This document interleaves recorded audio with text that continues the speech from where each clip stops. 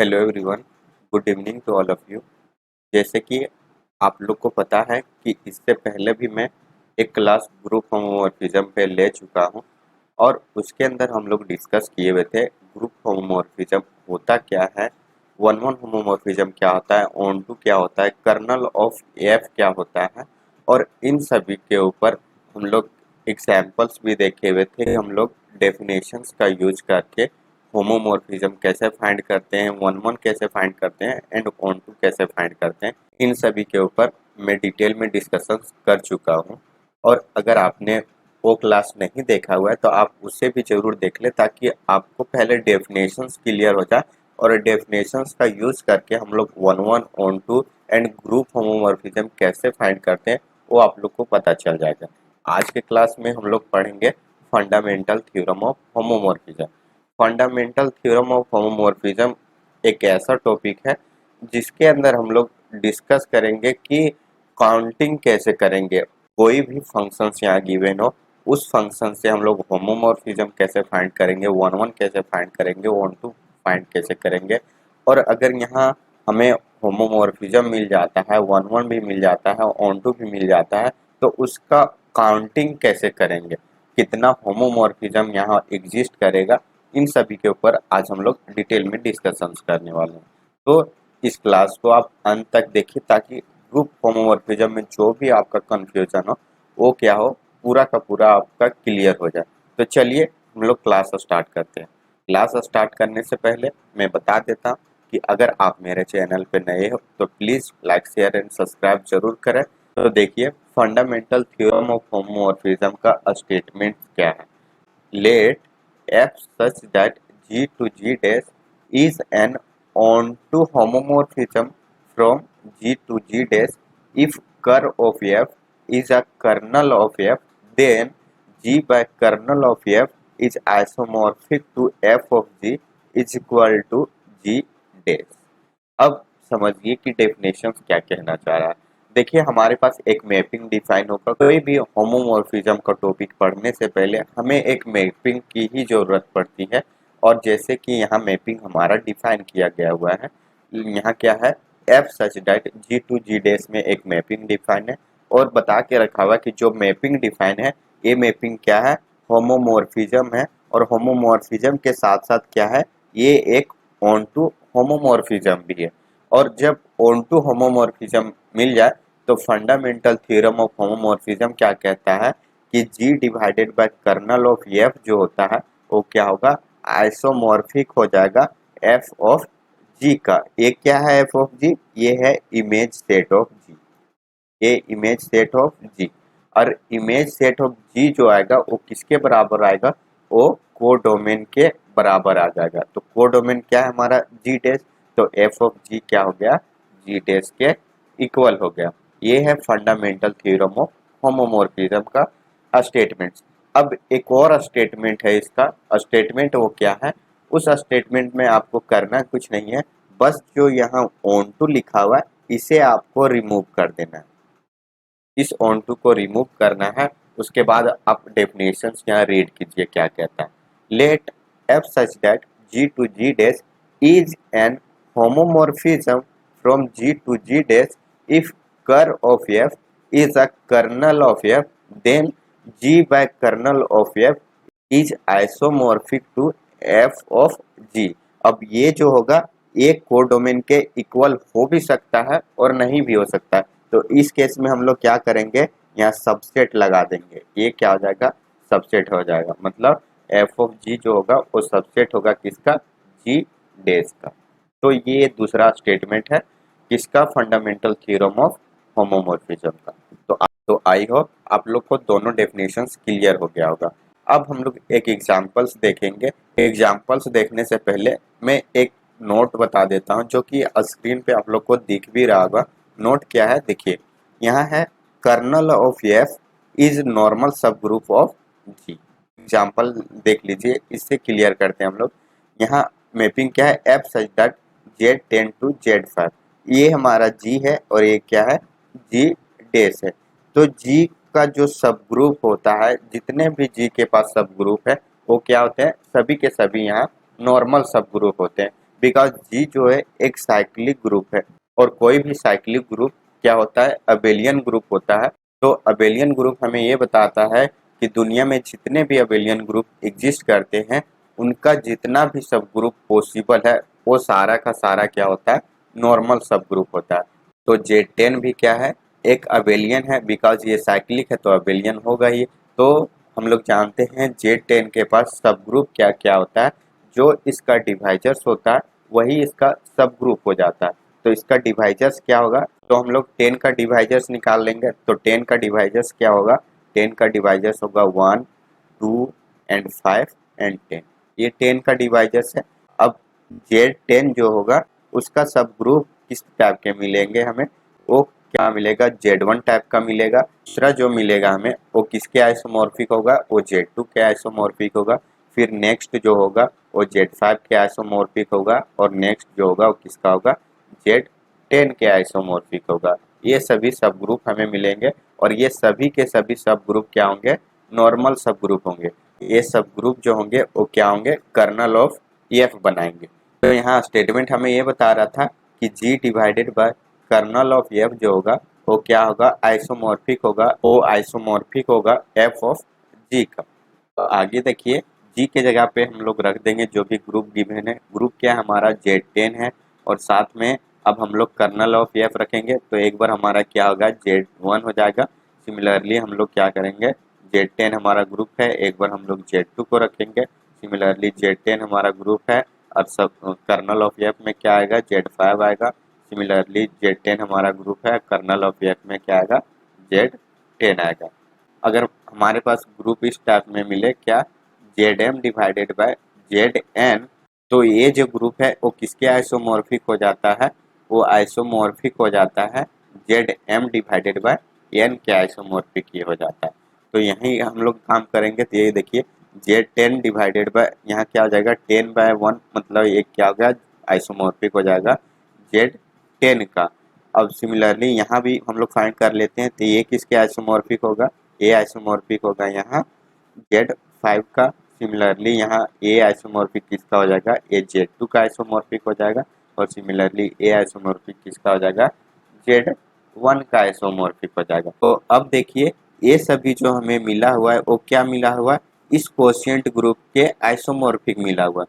तो अब हम लोग देखेंगे कि इमेज ऑफ एफ तो हमें ये सब कुछ मिल गया, लेकिन क्या ये इमेज ऑफ एफ जो है वो जी डेस का मेंबर है या क्या है, उसका सबसेट है।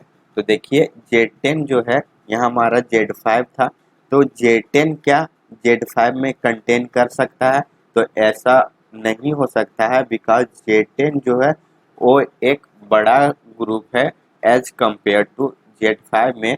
तो जब Z10 Z5 में कंटेन नहीं करेगा तो इस केस में यहाँ क्या मिलेगा, हमें कोई भी होमोमॉर्फिज्म नहीं मिलेगा।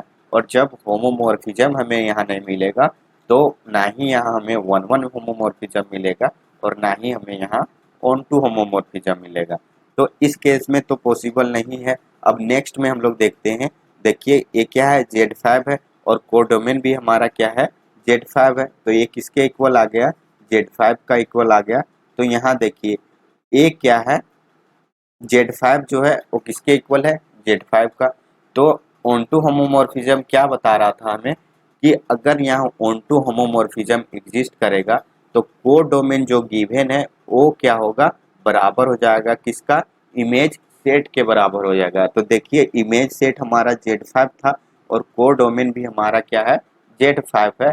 तो क्या इस केस में ऑन-टू होमोमॉर्फिज्म यहाँ एग्जिस्ट करेगा या नहीं करेगा, तो यहाँ ऑन-टू होमोमॉर्फिज्म एग्जिस्ट कर जाएगा,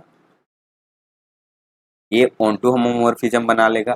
सिमिलरली नेक्स्ट वाला देखिए, ये क्या आया हुआ है, इमेज सेट हमारा Z2 आया हुआ है और Z2 क्या Z5 में कंटेन कर सकता है, तो Z5 में Z2 टाइप का कोई भी सब ग्रुप नहीं होता है और जब यहाँ Z2 टाइप का कोई सब ग्रुप ही नहीं है तो ये कभी Z5 में ये कंटेन कर ही नहीं सकता है।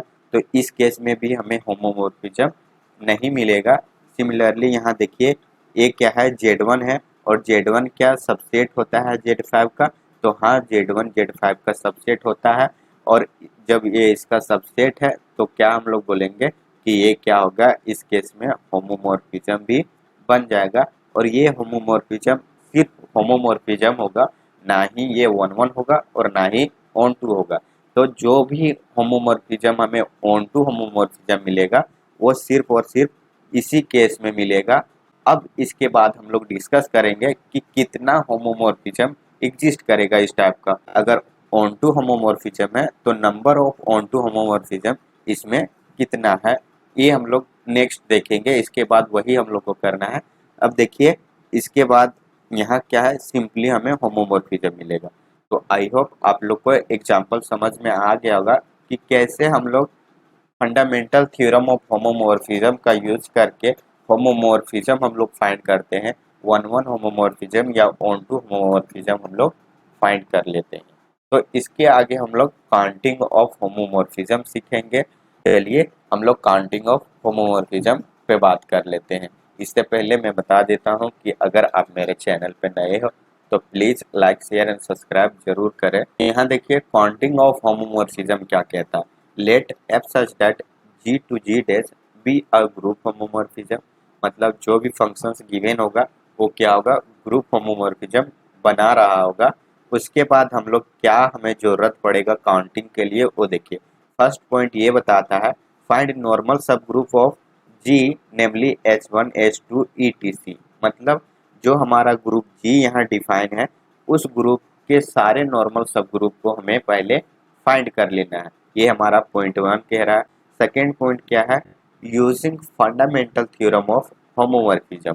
इसके बाद हमें फंडामेंटल थ्योरम ऑफ होमोमॉर्फिज्म का यूज कर लेना है। क्या है, G divided by kernel of F is isomorphic to F of G which is a sub group of G dash. मतलब जो F ऑफ G है वो क्या होगा, सब ग्रुप होगा किसका, G डैश का। अब थर्ड पॉइंट क्या कह रहा है उसे देख लीजिए। Find automorphism of F of G। मतलब जो भी हमारा इमेज सेट आया हुआ है F ऑफ G, इसका हमें पहले ऑटोमॉर्फिज्म फाइंड करना पड़ेगा। उसके बाद हम लोग नेक्स्ट स्टेप पे काम करेंगे। नेक्स्ट स्टेप क्या है, during all the above steps. मतलब first second and third point पे बात करने के बाद हमें फोर्थ पॉइंट पे बात करना है। फोर्थ पॉइंट क्या कह रहा है वो देखिए। We have collected 3 numbers. मतलब हमें 3 नंबर्स कलेक्ट करना पड़ेगा। और नंबर क्या है, ये हमारा नंबर है। पॉइंट पहला जो पॉइंट है उससे हम लोग कलेक्ट करेंगे, दूसरा को कलेक्ट करेंगे और थर्ड को कलेक्ट करेंगे। अब N1 क्या कह रहा है देखिए। N1 the number of normal sub group HI in G। मतलब जो भी हमारा ग्रुप G था इससे हम लोग HI टाइप का जो भी नॉर्मल सब ग्रुप फाइंड किए उससे पहले हम लोग कलेक्ट कर लेंगे। उसके बाद हम लोग को क्या करना है, N2 में नंबर ऑफ सब group F of G in G dash. मतलब F ऑफ G टाइप का कितने सब ग्रुप होंगे किसमें, G डैश में, उसे हम लोग को कलेक्ट करना है। थर्ड में हमें क्या कलेक्ट करना है, N3 में numbers of automorphism of F of G then multiply of N1 N2 and N3। मतलब आप एक लाइन में समझ लीजिए। पहले हमें क्या करना है, जो भी हमारा ग्रुप G है उसके सभी नॉर्मल सब ग्रुप फाइंड करना है। उसके बाद हमें क्या मिलेगा, हम लोग फंडामेंटल थ्योरम ऑफ होमोमॉर्फिज्म का यूज करके क्या करेंगे, F ऑफ G फाइंड कर लेंगे। और F ऑफ G टाइप का G डैश में कितने सब ग्रुप मिलेंगे उसे हम लोग काउंट कर लेंगे और काउंट करके कलेक्ट कर लेंगे। उसके बाद हम लोग को क्या करना है, F ऑफ G जो आएगा हमारा उसका ऑटोमॉर्फिज्म हमें फाइंड करना पड़ेगा। और ऑटोमॉर्फिज्म फाइंड करने के बाद जो भी आएगा उन तीनों को, मतलब नॉर्मल सब ग्रुप को और सब ग्रुप को एंड जो ऑटोमॉर्फिज्म आया है, इन तीनों को मल्टीप्लाई करने के बाद जो भी आएगा ये क्या होगा, टोटल नंबर ऑफ, ये होगा टोटल नंबर ऑफ होमोमॉर्फिज्म। चाहे वो क्या हो, यहाँ ऑन टू एग्जिस्ट करे या ऑन वन एग्जिस्ट करे या सिर्फ होमोमॉर्फिज्म एग्जिस्ट करे, वो डिपेंड करेगा हमारा नॉर्मल सब ग्रुप पे। And fundamental theorem of homomorphism को यूज करने के बाद जो हमारा इमेज सेट आया हुआ है वो इमेज सेट क्या है, G डैश का सब ग्रुप है। या वो कम्प्लीटली जी डैश है, उसके ऊपर ये सब कुछ डिपेंड करने वाला है। तो चलिए इसको हम लोग क्लियर करते हैं एक एग्जाम्पल लेकर के। एग्जाम्पल क्या है, देखिए पहले हम लोग एक एग्जाम्पल लिए हुए हैं। यहाँ एग्जाम्पल क्या है, यहाँ फाइनाइट साइक्लिक ग्रुप से फाइनाइट साइक्लिक ग्रुप के बीच में काउंटिंग ऑफ होमोमॉर्फिज्म हम लोग सीखेंगे। जैसे कि हेडिंग भी मैंने दे रखा हुआ है, क्या है, counting of homomorphism of finite cyclic group to finite cyclic group. पहले यहाँ देखिए फंक्शंस क्या डिफाइन है हमारा, जी टू जी डैश में जी हमारा क्या है, Z3 है, और जी डैश क्या है, Z9 है। तो हमारा जो भी ग्रुप जी है इसका नॉर्मल सब ग्रुप फाइंड कर लेंगे। तो नॉर्मल सब ग्रुप क्या होगा, जो इसका डिवाइजर्स होगा वही इसका नॉर्मल सब ग्रुप बन जाएगा। तो यहाँ normal sub group Z1 and Z3 होगा। अब हम लोग फंडामेंटल थ्योरम ऑफ होमोमॉर्फिज्म का यूज करेंगे। फंडामेंटल थ्योरम ऑफ होमोमॉर्फिज्म क्या कहता था कि G divided by kernel of isomorphic होगा किसका, एफ ऑफ जी का। तो देखिए G हमारा क्या है, यहाँ Z3 है।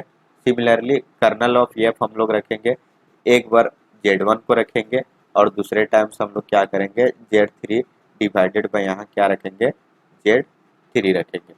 तो देखिए ये क्या होगा, किसके आइसोमॉर्फिक आएगा, ये Z3 के ही आइसोमॉर्फिक आएगा। और यहाँ से हम लोग अगर इस पे बात करें तो ये किसके आइसोमॉर्फिक आएगा, ये Z1 का आइसोमॉर्फिक आएगा। अब देखिए कोडोमेन क्या है हमारा, कोडोमेन Z9 है। तो ये क्या होगा, सब ग्रुप होगा किसका, Z9 का। तो देखिए Z3 जो है वो क्या है, Z9 का सब ग्रुप है, तो ये कंडीशंस भी यहाँ सेटिस्फाई है। सिमिलरली Z1 भी क्या है, सब ग्रुप है किसका, Z9 का है। अब हम लोग काउंटिंग के ऊपर बात करते हैं। देखिए इस केस में, फर्स्ट वाले केस में हमारा क्या है, Z1 टाइप का Z3 में कितने नॉर्मल सब ग्रुप मिल सकते हैं। तो Z1 टाइप का Z3 में एक ही नॉर्मल सब ग्रुप हमें मिल सकता है। तो एक हमारा क्या हो गया, ये नॉर्मल सब ग्रुप हो गया। देखिए यहाँ Z3 टाइप का Z9 में कितना सब ग्रुप मिल सकता है। तो हम लोग जानते हैं कि जो इसका डिवाइजर्स होता है किसी भी साइक्लिक ग्रुप का, उस डिवाइजर्स पे जो यहाँ सब ग्रुप मिलता है वो क्या मिलता है, यूनिक सब ग्रुप मिलेगा। तो Z3 टाइप का भी क्या मिलेगा, एक सब ग्रुप मिलेगा। तो ये हो गया हमारा क्या, सब ग्रुप। अब इसके बाद हम लोग क्या करेंगे, ऑटोमॉर्फिज्म फाइंड करेंगे Z3 का। तो ऑटोमॉर्फिज्म आप लोग को फाइंड करना आता ही होगा, और नहीं आता है तो देख लीजिए क्या करेंगे। ऑटोमॉर्फिज्म ऑफ Z3 जो होता है वो किसके आइसोमॉर्फिक होता है, वो आइसोमॉर्फिक होता है U3 का। और U3 तो आप लोग को पता ही है, ये एक यूनिटरी ग्रुप है। अब U3 जो होगा वो किसके आइसोमॉर्फिक है वो देख लीजिए। अब ये क्या है, एक प्राइम है, तो ये आइसोमॉर्फिक हो जाएगा ZP माइनस। तो P के जगह पे क्या रखेंगे हम लोग, 3 रखेंगे, तो ये आइसोमॉर्फिक हो जाएगा किसका, Z3-1, मतलब यहाँ से आ गया Z2। तो ऑटोमॉर्फिज्म ऑफ Z3 किसके आइसोमॉर्फिक है, Z2 का। तो देखिए यहाँ कितने मिल सकते हैं, यहाँ ऑटोमॉर्फिज्म हमें 2, या Z1 मिलेगा या यहाँ हमें Z2 मिलेगा। तो यहाँ Z3 का जो ऑटोमॉर्फिज्म है वो क्या मिल गया, हमें 2 मिल गया। तो अब इन तीनों को, जो भी हम लोग को मिला हुआ है, एक नॉर्मल सब ग्रुप मिल गया, एक सब ग्रुप मिल गया, और साथ में यहाँ ऑटोमॉर्फिज्म भी मिल गया। तो इन तीनों को मल्टीप्लाई कर देंगे तो ये क्या आ जाएगा, 1 × 1 × 2। तो ये टोटल क्या आ गया, 2 आ गया। तो यहाँ होमोमॉर्फिज्म जो एग्जिस्ट करेगा वो क्या होगा, 2 होमोमॉर्फिज्म मिलेगा फर्स्ट केस में। अब सेकेंड केस देख लेते हैं। अब देखिए यहाँ Z3 टाइप का, Z3 में कितने सब ग्रुप मिल सकते हैं, वो भी नॉर्मल। तो यहाँ एक ही नॉर्मल सब ग्रुप मिल सकता है, बिकॉज यहाँ Z3 जो है हमारा वो साइक्लिक है, और साइक्लिक के हर डिवाइजर्स पे यूनिक सब ग्रुप मिलता है। जब यूनिक सब ग्रुप मिलेगा तो नॉर्मल सब ग्रुप भी यूनिक हो जाएगा। तो एक नॉर्मल मिल गया, इंटू कर देंगे हम लोग। और यहाँ Z1 टाइप का Z9 में कितने सब ग्रुप मिलेंगे, तो यहाँ एक सब ग्रुप मिलेगा, इंटू फिर कर देंगे। अब Z1 का ऑटोमॉर्फिज्म फाइंड करेंगे। तो Z1 का जो ऑटोमॉर्फिज्म होता है वो खुद Z1 होता है, तो यहाँ एक ही ऑटोमॉर्फिज्म मिलेगा। तो यहाँ एक हो गया। तो अब इन तीनों को मल्टीप्लाई करेंगे तो यहाँ 1 आ गया। तो ये भी क्या होगा, हमारा होमोमॉर्फिज्म आएगा। तो जो टोटल होमोमॉर्फिज्म होगा 2 + 1 मतलब 3 मिलने वाला। अब हम लोग बात करते हैं किस पे, 1-1 होमोमॉर्फिज्म पे, कि 1-1 कितना मिलेगा। 1-1 होमोमॉर्फिज्म का डेफिनेशंस क्या कहता था कि one one homomorphism F such that मान लेते हैं G2 G डैश में हमारा कोई होमोमॉर्फिज्म गिवन है और ये होमोमॉर्फिज्म वन वन होमोमॉर्फिज्म तभी हो सकता है वो कर्नल ऑफ एफ में क्या आ जाए, सिर्फ यहाँ आइडेंटिटी आ जाए। तो देखिए फर्स्ट केस में यहाँ कर्नल ऑफ एफ में क्या है, सिर्फ Z1 है और Z1 क्या है, ये Z3 का आइडेंटिटी है। तो आइडेंटिटी यहाँ कर्नल ऑफ एफ आ गया। अब देखिए ये क्या है, आइसोमॉर्फिक है किसका, Z3 का। फंडामेंटल थ्योरम होमोमॉर्फिज्म का यूज करने के बाद ये Z3 के आइसोमॉर्फिक आ गया और Z3 वो सब ग्रुप किसका बन गया, Z9 का बन गया। तो यहाँ देखिए जितने यहाँ होमोमॉर्फिज्म एग्जिस्ट किया हुआ है उतना ही इस केस में क्या हो जाएगा, वन वन हो जाएगा। तो देखिए यहाँ होमोमॉर्फिज्म कितना था टोटल, यहाँ टोटल होमोमॉर्फिज्म 2 था, तो वन वन भी कितना आएगा, यहाँ 2 आ जाएगा।